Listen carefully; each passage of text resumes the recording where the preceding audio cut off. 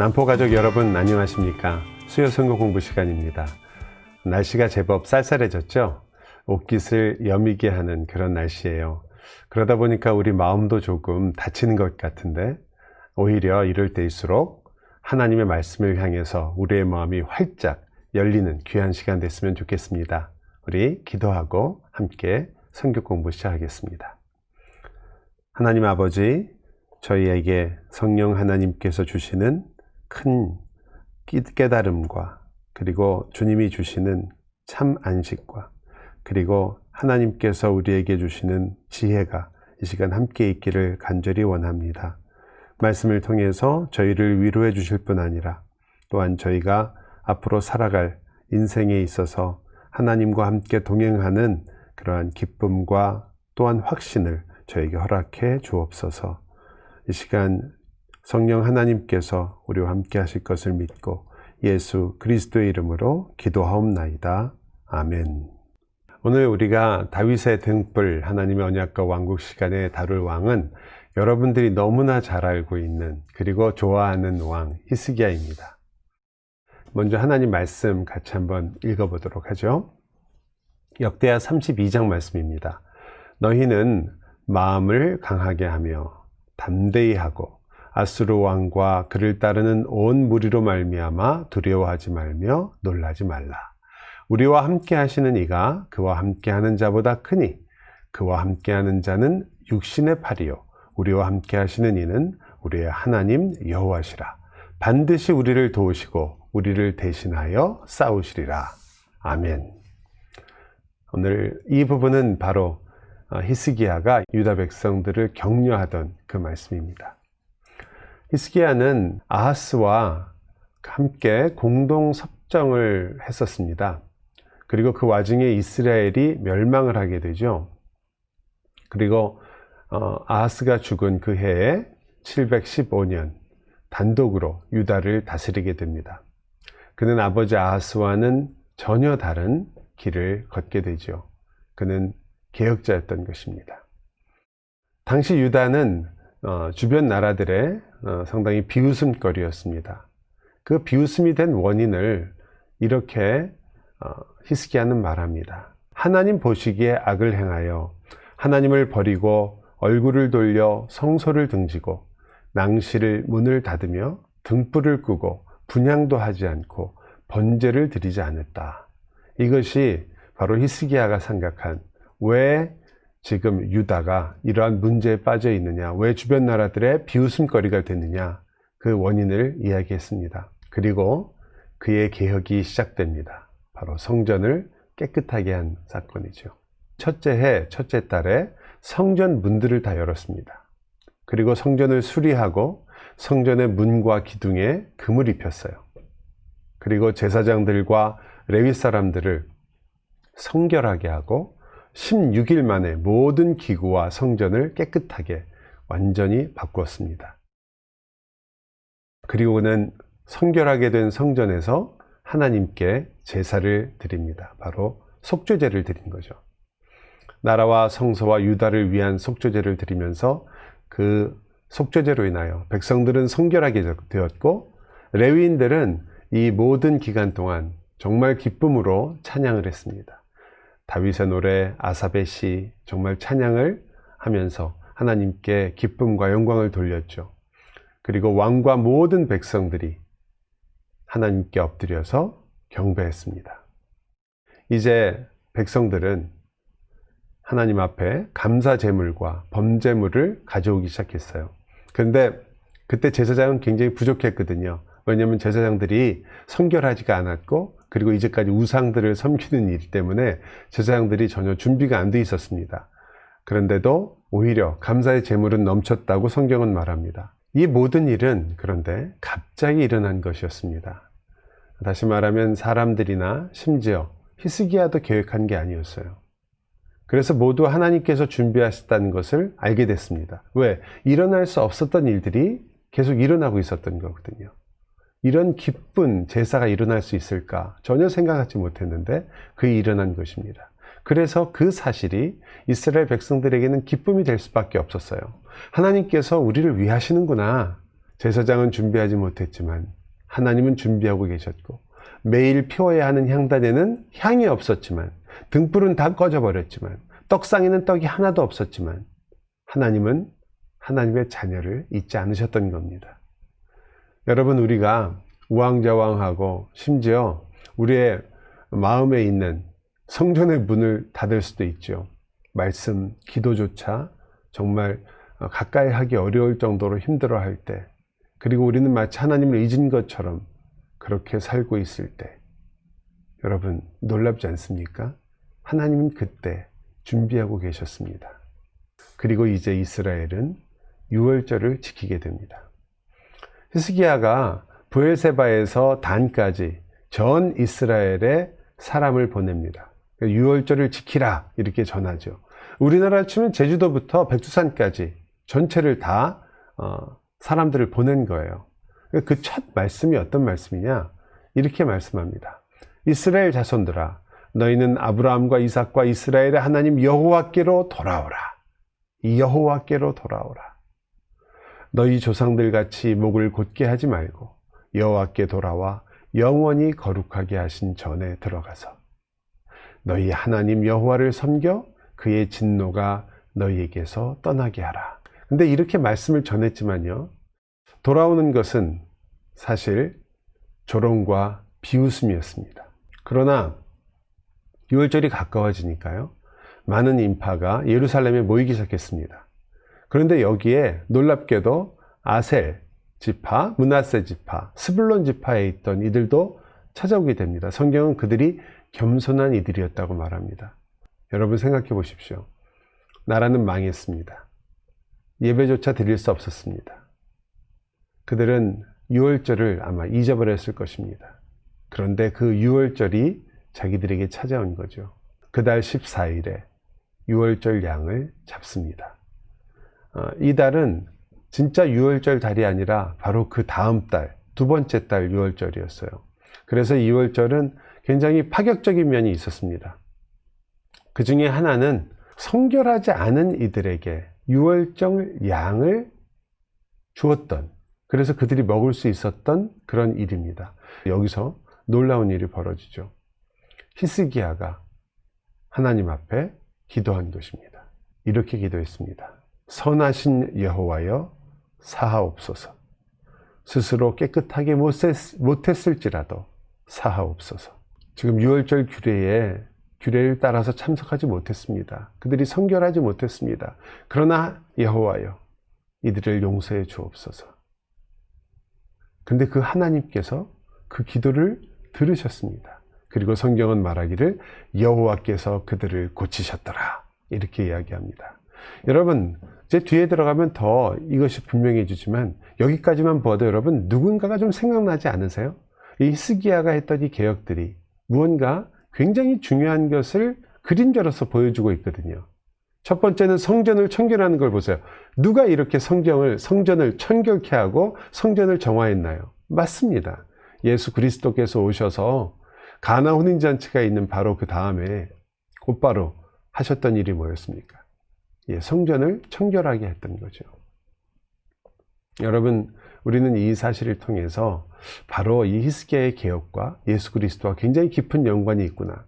속죄제와 화목제를 드린 다음에 유월절이 다가오는 거죠. 십자가 사건, 예수 그리스도의 생애에서 중요한 사건들이 사실상 이 개혁 사건에서도 일어나고 있었던 것입니다. 두 번째, 이 파격적인 또 하나의 모습은 유월절을 둘째 달에 거행했다는 겁니다. 여전히 제사장도 부족하고 사람들도 모이지 않았기 때문이죠. 사실 이것은 율법을 어긴 건 아니에요. 민수기에 보면 여러 가지 사정으로 참가하지 못한 사람들에게 그 다음 달 14일에 유월절을 지키도록 그렇게 허락하고 있기 때문입니다. 그런데 재미있는 것은 이렇게 부족했던 이 유월절이 말이에요, 솔로몬 이후에는 없었던 최고의 기쁨이 넘친 유월절이 되었다는 겁니다. 우리의 부족함이 문제가 아니었던 거예요. 준비가 잘 안 됐거든요. 모든 것이 다 부족했습니다. 그런데 진짜 질문은 너희가 부족한가가 아니었던 거죠. 너희가 하나님께 돌아왔느냐, 그것이 문제였습니다. 오늘 여러분에게 필요한 건요, 나 자신을 어떤 것으로 치장하는 게 아니라는 거죠. 여러분, 우리가 신앙에 있어서 문제가 생길 때마다 우리는 내가 뭘 더 안 했나, 이걸 많이 생각합니다. 내가 무엇을 더 해야 될까, 내가 어떤 것을 하나님께 바쳐야 되나, 이런 걸 제일 먼저 생각합니다. 그런데요, 오늘 이야기를 보니까 우리가 무엇을 얼만큼 준비하고 잘하고 있느냐가 아니에요. 왜냐하면 하나님께서 준비하고 계셨거든요. 그리고 하나님이 말씀하시는 것은 하나님께 돌이켜서 주만을 바라보고 있느냐. 그게 제일 중요한 거죠. 이들이 유월절을 마치고 각자의 집으로 돌아갔을 때 드디어 회복이 일어나게 됩니다. 우상을 깨뜨리고 목상을 찍고 산당과 제단을 없애버리기 시작했습니다. 그래서 제사에도 회복이 일어났고요. 매일 번제가 드려졌거든요. 말씀에도 회복이 일어납니다. 성경은 이렇게 말해요. 백성들이 자기의 소산을 다 내어놓고 10의 1조를 드리고 제사장과 레위인들을 지원했다고 말합니다. 왜 그랬을까요? 그게 참 재밌는 거예요. 이렇게 말해요. 여호와의 율법에 힘쓰게 하기 위해서였다. 즉 그들은 이제까지 자기들이 왜 우리의 신앙과 삶이 이토록 흔들렸고 연약해졌는지를 이렇게 풀었던 겁니다. 우리가 하나님의 말씀을 귀하게 여기고 돌아가지 않았구나. 말씀에 회복된 거예요. 헌신에도 회복이 일어납니다. 백성의 예물이 남았다. 성경은 말합니다. 뭐든지 이렇게 남았다라는 말은 굉장히 풍요롭다는 거거든요. 기쁨으로 그들은 자기의 모든 것을 드리기 시작했습니다. 그래서 성경은 중간에 이렇게 정리를 해줘요. 모든 일에 하나님을 찾았고 한 마음으로 행하여 형통했다. 이렇게 성경이 말하고 있습니다. 모든 일에 하나님을 찾았습니다. 한 마음으로 행했습니다. 그래서 형통했다. 705년 유다와 주변국은 최대 격변을 맞이하게 됩니다. 사실 이 격변은 다른 게 아니고요. 바벨론까지 평정했던 사르곤 2세의 죽음이 알려지게 된 겁니다. 705년에 킴메리아 원정 중에 그가 갑자기 죽게 되고 특히 그의 장래가 명예롭지 못하다는 소식까지 전해지게 됩니다. 유다와 주변국들이 가만히 있을 수가 없게 되는 거죠. 장래가 명예롭지 못하다는 것은 그 나라에 내란이 일어날 수 있다는 거거든요. 그러니까 이제 드디어 벗어날 때가 됐다, 이런 생각을 하게 된 것이고 히스기야 왕도 그 중에 하나였습니다. 그래서 그는 아수르에 대적하기 시작합니다. 어떻게 아수르에 대적했을까요? 히스기야는 성읍을 요새화시키기 시작합니다. 식량을 비축하고 수로 공사를 하게 되죠. 특히 우리가 아는 유명한 수로를 파게 되는데요. 바로 예루살렘 성 안에 있는 기온섬에서 거기서부터 실로암까지의 터널을 건설합니다. 바로 여러분이 보시는 저 우쪽에 있는 그쪽이 바로 기온섬이고요. 그리고 아래쪽이 실로암입니다. 거기까지 가는 수로를 만들게 된 겁니다. 바위가 있죠? 예, 수로의 높이도 그렇고 아래 물이 흘러가는 모습을 여러분이 볼 수 있습니다. 그 다음은 다른 나라와의 동맹이었습니다. 근데 블레셋이 당시 친아수르파였거든요. 전에 호되게 당했잖아요. 히스기야가 그래서 블레셋을 공격해서 정복하고 요새화하기 시작합니다. 당시 블레셋 지역의 에글론의 왕이 파디였거든요. 친아수르파였어요. 근데 바벨론 연대기에 보면 그 백성들이 반란을 일으켜가지고 그 왕 파디를 히스기야에게 넘겼다, 이렇게 말하고 있습니다. 그리고 히스기야는 그를 예루살렘 감옥에 감금합니다. 그 결과 가드, 게셀 이 지방까지도 다 이 유다가 다스리고 유다 편이 속하고 유다 요새가 되어버립니다. 그 다음에 그는 또한 가사 지역을 공격해서 정복하고 요새를 만듭니다. 또 시므온 지파가 그돌과 세일산 지역을 공격해서 차지했습니다. 무엇을 뜻합니까? 유다가 강성해진 겁니다. 자, 그럼 아수르가 여기 어떤 반응을 보일까요? 여러분, 701년은 히스기야에게는 정말 힘든 한 해가 되었습니다. 왜냐하면 아수르가 드디어 움직였기 때문이죠. 정권 교체로 인해서 내란이 일어날 것이라는 예상과는 전혀 다르게 사네립 왕은 정말 빠르게 정권을 장악합니다. 그래서 그가 얼마나 많은 정복을 했고 정복을 했는지가 전공비로 남아 있는데요. 그의 원전 기록이죠. 두 개의 유명한 전공비가 있습니다. 하나는 시카고, 하나는 테일러라는 전공비인데요. 이름을 프리즘이라고 부릅니다. 왜냐하면 이게 육각형으로 되어 있거든요. 거기다 깨알 같은 글씨로 이렇게 그의 전공을 적어 놓았습니다. 시작은 사실은 바벨론이었습니다. 브로닥 발라단이 사르곤 2세가 죽자 내가 바벨론 왕이다 이렇게 선포를 해버려요. 그리고는 주변에 있던 엘람 왕에게 도움을 청합니다. 그래가지고 연합군을 만들어서 아수르에 대항하려고 하죠. 사네립이 그 바벨론을 향해서 첫 원정을 떠나게 됩니다. 703년 말에 바벨론과 엘람 연합군을 크게 격파해 버리죠. 그리고 바벨론까지 완전히 쫙 밀고 들어가서 주변을 다 정리를 해버립니다. 돌아오는 길에는 아람까지도 공격을 해버렸어요. 드디어 사네립은 서쪽을 향해서 칼을 들게 됩니다. 조공을 거부하고 있었던 서부 지역에 진군을 한 거죠. 우선 해변 국가로부터 시작했습니다.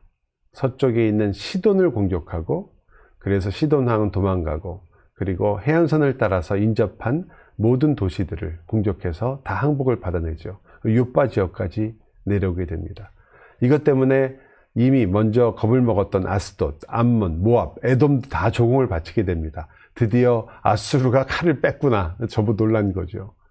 그런데 이 기간에 히스기야가 병을 얻게 됩니다. 이 부분이 우리에게 히스기야의 기도로 잘 알려진 부분이죠. 그래서 그는 이사의 선지자를 통해서 자기가 죽을 것을 알게 됐습니다. 하나님께 기도하게 되죠. 내가 진실과 전심으로 주 앞에 행하며 주께서 보시기에 선하게 행한 것을 기억하여 주옵소서. 제가 이렇게 하나님 앞에 열심으로 살았습니다. 기억하시고 나를 살려주십시오. 성경에 그가 통곡하며 우니라 이렇게 나와 있습니다. 하나님이 응답하게 되죠. 내가 내 기도를 들었고 내 눈물을 보았노라. 3일 만에 성전에 올라가고 너가 15년을 더 살게 될 것이다. 이렇게 하나님께서 말씀하십니다. 15년의 삶을 연장받게 된 거죠. 죽은 해가 686년이니까 바로 이때 701년 아수르 침공 때 이야기입니다. 여러분, 이걸 생각해 보면 히스기야의 눈물이 단지 자신이 죽을 것 때문에도 있지만 지금 이러한 나라의 위기에 처해 있던 히스기야가 흘렸던 눈물이라는 면에서 단순한 자기 개인적인 눈물만은 아닐 수도 있는 것 같아요. 그래서 이 기도의 그 내용이 무엇이고 이 기도가 무엇을 의미하는지를 푸는 데 있어서 굉장히 중요한 열쇠가 그 다음에 등장합니다. 내가 하나님께서 하신 말씀이죠. 내가 나를 위하고 또 내 종 다윗을 위함으로 아수르 왕의 손에서 너를 구원할 것이다. 결국 그의 기도를 듣고 그리고 그의 눈물을 보신 이유는 그가 선했고 그가 하나님 앞에 행했던 모든 일이 우선이 아니고 그것들이 아무것도 아니라는 말이 아니라요. 하나님께서는 내가 나를 위하고 또 내 종 다윗을 위한다. 즉 다윗과의 언약 때문이라는 거죠. 다시 한번 다윗의 등불이 등장하는 겁니다. 그저 병이 나은 것이 아니라 이것은 바로 다윗의 언약과 관계에 있었기 때문에 다음 사건이 문제가 됩니다. 바벨론 사신의 방문 사건입니다. 브로닥 발라단에 바벨론 사신이 방문을 해요. 병문안으로 온 거지만 실은 히스기야가 기적적으로 치유된 것을 알고 왔습니다. 그래서 이적에 대해서 물어봤어요. 그때 병이 나았던 히스기야는 자신이 준비한 보물 그리고 무기고를 보여줍니다. 성경은 히스기야가 이때 한 일을 교만했다라고 그렇게 말합니다. 이 일을 알게 됐던 이사야가 말하죠. 날이 이르리니 황궁의 모든 것과 왕의 조상들이 오늘까지 쌓아두었던 것이 바벨론으로 옮긴 바 되고 하나도 남지 아니할 것입니다. 이것이 바로 이사야의 예언이었습니다. 바벨론에 의해서 유다가 무너질 것이다. 그걸 예언한 거죠. 하나님께서 기도를 통해서 히스기야의 약함을 알려주셨지만 히스기야는 자신이 가진 것을 힘으로 삼고 그리고 자랑을 했던 겁니다. 그래서 그는 자기의 교만을 알게 됐고 그리고 회개하게 됩니다. 하나님의 모든 말씀이 선하십니다. 하나님이 하신 심판이 맞습니다. 이렇게 히스기야가 병에 걸렸다가 낫고 바벨론의 사절단이 방문한 이 시기에 산헤립은 요바에서 블레셋을 향해서 진군을 합니다. 그래서 유다까지 이르는 그 전쟁이 시작된 거죠. 라기스까지 진군을 했는데요. 기억하세요? 당시 친아수르파였던 에그론 왕 파디가 히스기야한테 잡혀 있었잖아요. 그래서 에그론은 애굽과 구스에 사람을 보내서 도움을 청합니다. 애굽과 구스에서 군대를 파견해서 연합군이 드디어 이 사네립의 군대와 싸우게 됩니다. 근데 그 싸움에서 어떻게 되느냐? 사네립이요, 이들을 완전히 격파를 하고 본보기로 어떤 일을 했냐면 이 에그론의 대신들을 죽여가지고 장대에 매달았어요. 그리고 추방되었던 왕 파디를 다시 예루살렘에서 데려옵니다. 말하자면 히스기야에게 이미 압박이 들어간 거죠. 그런데 그냥 단순하게 압박만 한 게 아니에요. 그는 유다를 공격했습니다. 자그마치 46개의 성읍을 완전히 부숴버렸죠. 그리고 사네립 비문에 그것을 기록합니다. 유다 사람 히스기야에 관한 것이라면 그는 나의 지배에 굴복하지 않았다. 나는 46개 성읍과 주변 작은 마을을 애워쌌다. 그들로부터 남녀노소 할 것 없이 백성 20만 150명, 노새, 당나귀, 낙타, 소들과 같은 가축대를 수도 없이 가져왔다. 거기 이사야서 36장 1절에도 보면 분명히 이 아수르군이 많은 성읍을 둘러쌌다고 말을 하거든요. 히스기야가 그러니까 어떻게 했겠어요? 라기스로 사람을 보내가지고 용서를 구하죠. 그래서 사네립은 은 300달란트, 금 30달란트를 요구하고요.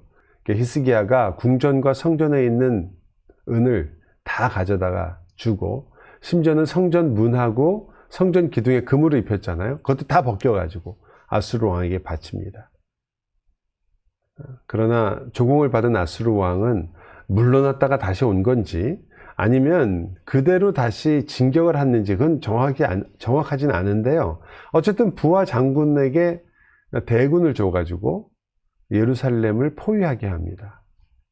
그래서 예루살렘으로 진격한 거죠. 예루살렘이 포위가 돼요. 그때 이제 히스기야가 백성들과 함께 그 안에서 전쟁을 준비해야 되잖아요. 물이 밖으로 나가지 않도록 물도 막고 성벽도 보수하고 재건하고 견고하게 하고 무기도 만들고 이러면서 전쟁을 준비하면서 그가 이렇게 말을 합니다. 너희는 마음을 강하게 하며 담대히 하고 아수르 왕과 그를 따르는 온 무리로 말미암아 두려워하지 말며 놀라지 말라. 우리와 함께 하시는 이가 그와 함께 하는 자보다 크니 그와 함께 하는 자는 육신의 팔이요 우리와 함께 하시는 이는 우리의 하나님 여호와시라. 반드시 우리를 도우시고 우리를 대신하여 싸우시리라. 이렇게 말했더니 백성이 안심하니라. 백성이 안심했다고 얘기를 합니다. 그렇다면 이런 이야기를 들었던 이 아수르군은 어떻게 나왔을까요? 랍사게가 이렇게 이야기를 합니다. 너희가 애굽을 의뢰하는구나. 애굽은 아무것도 아니다. 정말 종이호랑이다. 산당과 제단을 파괴했다면서 그게 도대체 무슨 의미가 있느냐. 그러니까 너희가 지금 개혁을 했다고 하는데 그게 도대체 어떤 의미가 있느냐. 여호와의 뜻이 아니고야 이제 우리가 이곳을 멸하러 올라왔겠느냐. 참 재밌는 말을 하죠. 랍사게가. 그리고는 여호와를 의뢰하는 말을 듣지 마라. 그 대신 나에게로 나와라. 그리하면 기름나는 감람과 꿀 있는 것으로 옮겨주겠다. 너희가 살고 죽지 아니할 것이다. 여러분 이 부분 생각해 보세요. 많이 듣던 얘기 아니에요? 하나님이 적과 꿀이 흐르는 땅으로 너희를 인도한다 그랬는데 지금 아수르 왕은 감람과 꿀이 있는 곳으로 내가 옮겨주겠다고 얘기합니다. 즉 하나님에게 정면으로 대적하는 말을 하고 있는 겁니다. 도대체 아수르 신에서 구한 어떤 신을 너희가 들은 적이 있느냐, 본 적이 있느냐, 이렇게 말하면서 하나님을 모욕합니다. 이사야 선지자가 하나님의 말씀을 전하게 되죠. 나를 모욕하는 말로 두려워하지 말아라. 하나님 괜찮다 이거예요. 저들이 나를 모욕하지만 그것 때문에 두려워할 필요 없다. 그리고는 그는 돌아갈 것이고 그곳에서 칼에 죽을 것이다. 이렇게 이사야가 하나님 말씀을 전합니다. 이 말을 들은 히스기야가 기도를 하죠. 그들은 신이 아니요 사람의 손으로 만든 나무와 돌뿐이니이다. 그들에게는 신이, 아수르라고 말하는 신이 있는데 아수르의 신은 사실은 사람이 만든 것뿐이다. 천하 만국이 주 여호와가 홀로 하나님이신 줄을 알게 하소서. 그러자 선지자 이사야가 또 다시 한번 하나님의 말씀을 전하죠. 남은 자는 다시 아래로 뿌리를 내리며 위로 열매를 맺을지라. 여호와의 열심히 이 일을 이룰 것이다. 이 말은 이제 이 전쟁에서 너희가 죽을 게 아니라 오히려 뿌리를 내리고 그리고 위로는 열매를 맺게 될 것이다. 그리고 여호와의 열심히 이것을 이루게 될 거다. 그렇게 말하고 있습니다. 또한 나아가서 내가 나와 나의 종 다윗을 위하여 이 성을 보호하여 구원할 것이다. 자, 어떤 일이 벌어질까요, 결국? 자, 블레셋과 그리고 유다를 공격했던 그리고 승승장구했던 이 아수르의 군대가 그날 바로 이 이사야의 말을 들었던 그날 밤에 18만 5천의 군사가 하룻밤 사이에 몰살을 합니다. 화살도 한번 못 쏴봐요. 그래서 결국 후퇴하게 되는 거죠. 정리해 보겠습니다. 먼저 히스기야의 개혁입니다. 히스기야 개혁은 성전에서 시작해서 성전으로 마칩니다. 우리는 이 개혁에서 히스기야만의 이야기가 아니라 예수 그리스도의 그림자를 발견하게 되죠. 여러분이 본 것처럼 속죄제를 통해서 단지 성전만 정화된 것이 아니라 우리의 죄가 사함을 받고 우리를 고치셨다는 그 선언이 선포되는 것입니다. 그때 우리 역시 이 유월절과 그리고 성전의 정화를 통해서 우리가 내가 고쳐졌구나, 내 안에 부흥이 일어났구나, 내 안에 개혁이 일어났구나 라는 것을 알았을 때 돌아가 나의 우상을 깨뜨리게 됩니다. 그때 우리 예배의 회복이 일어나고 그리고 또한 말씀의 회복이 일어났습니다. 두 번째는 히스기야가 겪었던 위기입니다. 히스기야의 위기는 단지 아수르의 공격만은 아니었죠. 그는 동시에 병에도 걸렸고요. 그리고 자기의 교만과도 싸워야 했습니다. 그가 쌓아놓았던 모든 보물과 무기들은 그를 전혀 구해주지 못했습니다. 사실은 제대로 써볼 기회도 없었죠. 전쟁이 일어났을 때 그는 자기가 모든 노력을 다했던 성벽, 심지어는 그가 만들어 놓았던 그 수로까지도 사실은 아수르의 대군 앞에서 아무 소용이 없었고 그래서 두려워했을 것입니다. 그러나 그는 두려움에만 사로잡혀 있지는 않았습니다. 히스기야는 사실을 처음에는 자기의 개혁 그리고 자기가 얼마나 큰 일을 했는가를 내어놓았습니다. 하나님, 제가 하나님 앞에 얼마나 진실되게 살았습니까? 얼마나 성실했습니까? 그러나 하나님께서는 오히려 그의 눈물을 보셨던 것이죠. 다윗의 등불을 기억하셨기 때문에 하나님은 유다를 구원하셨습니다. 불쌍히 여기셨기 때문에 그가 억울해서가 아니라 그가 내가 이만큼 했는데 왜 하나님은 나에게 안 주십니까가 아니라 그가 자기의 모든 것을 그렇게 하고도 울 수밖에 없었던 인간이었기에 우리와 같은 사람이었기에 하나님께서는 그를 보셨고 유다를 구원하셨습니다. 성경은 하나님의 열심히 이를 이룰 것이라고 그렇게 말합니다. 아마 이 말씀처럼 히스기야의 생애의 핵심을 보여주는 말씀도 없을 거예요. 하나님의 열심히 너를 구원할 것이다. 이제 우리는 마지막으로 히스기야의 기도를 다시 살펴보게 됩니다. 3번 등장해요, 기도가. 첫 번째 기도는 이스라엘과 유다를 위했던 중보의 기도였습니다. 예수 그리스도처럼 그는 그들이 유월절을 지키지 못했기 때문에, 규례를 지키지 못했기 때문에, 율법을 지키지 못했기 때문에 그 가운데서 그 유월절의 기쁨을 누릴 수 없는 그 자리에 있던 그들에게 오히려 용서를 구하고 하나님께서 고치시기를 구했습니다. 예수 그리스도의 기도가 그 안에 있었죠. 두 번째 기도는 사실 시간적으로 보면요, 병을 낫게 하는 기도가 먼저 와야 돼요. 그런데 성경 기자들은 모두 다 아수르 앞에서 그가 했던 기도를 먼저 기록합니다. 그는 아수르의 대군 앞에서 이렇게 기도하죠. 주 여호와만이 홀로 하나님이신 줄을 알게 하옵소서.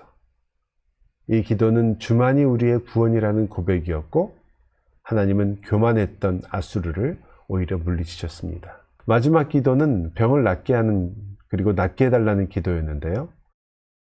이것은 뒤에 바벨론 사절단과의 대화를 통해서 그가 받은 응답이 오히려 그를 교만하게 했다는 것을 우리가 알 수 있습니다. 이것은 유다가 바벨론의 포로가 된 모습을 보여주는, 그리고 앞으로 그들의 그 유다의 모습이 어떨지를 보여주는 예언적인 사건이기도 했습니다. 이 기도 응답의 포인트는 사실은 15년 동안 더 살게 됐다, 그건 아니었던 것 같아요.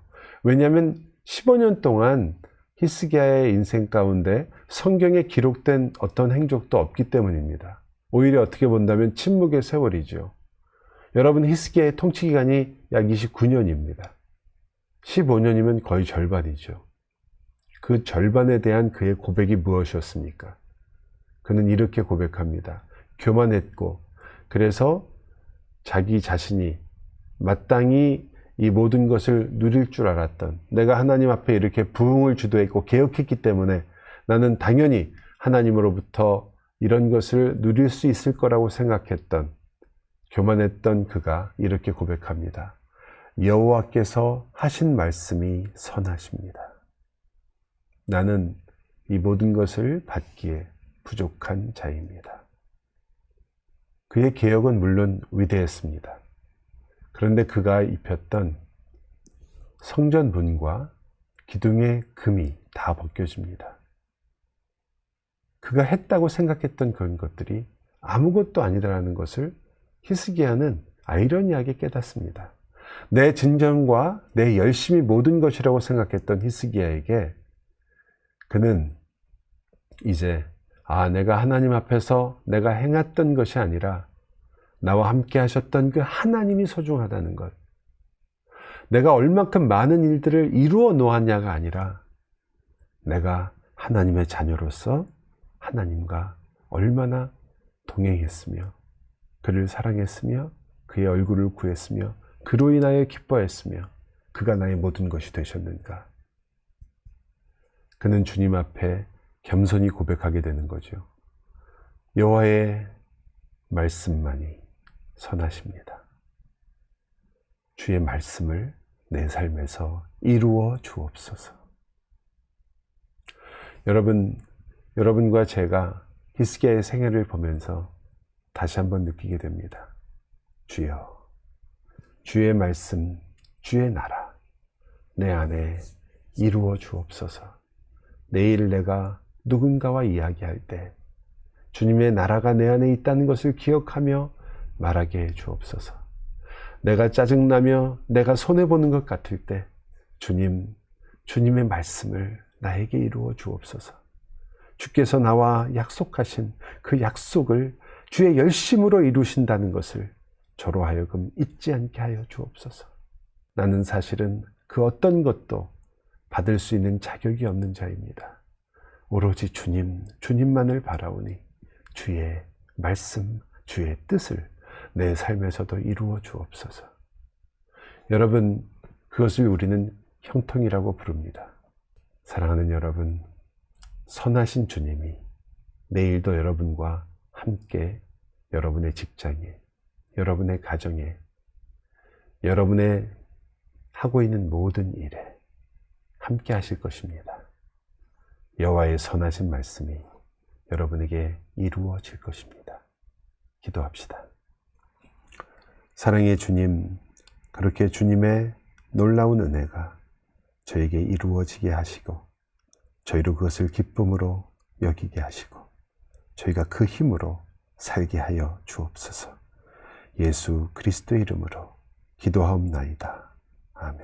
사랑하는 여러분, 이번 주간에 여러분의 삶 속에서 이 귀한 은혜가 이루어질 줄로 믿습니다.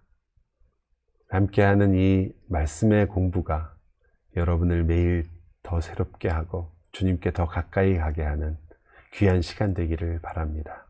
다음 주에 뵙겠습니다. 안녕히 그리고 평안히 계십시오.